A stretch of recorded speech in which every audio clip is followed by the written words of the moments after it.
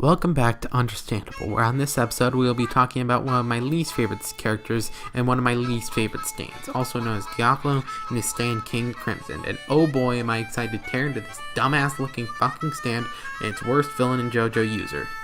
Okay, let's get started with this ugly as shit stand, and wow is it a doozy. I mean seriously, look at that face. It looks like it's in the middle of a 4chan post about how it's an alpha male, and that all women who turn him down are actually sent from the planet Xeon to destroy his fucking sex life. And that's all I really hate about King Crimson, just a stupid fucking face that looks like he just discovered a woman's rights post on Facebook that his ex-girlfriend just shared that has to be about him. I mean, it has to be, right? Okay, anywho, King Crimson's ability is to erase fucking time. Start the engine and put the car in drive.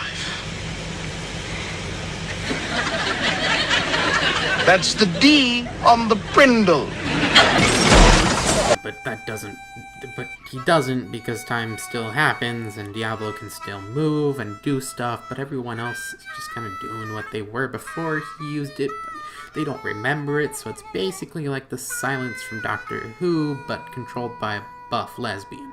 And on to the topic of buff lesbians, King Crimson's user is Diablo, who is the bipolar leader of Passione. He was born in an all-female prison after a 20-month pregnancy, 2 years into his mother's prison sentencing, which makes no sense because it was an all-female prison, and there were no male guards, so she was fucked by Jesus. Theory video in a week. Oh, and speaking of his bipolarness, let's talk about Diablo's only redeeming quality. Doppio, the magnificent boy he shares his body with, has the stand Epitaph, which allows him to see up to 10 seconds into the future, but his real ability is saving Diablo's shitty character.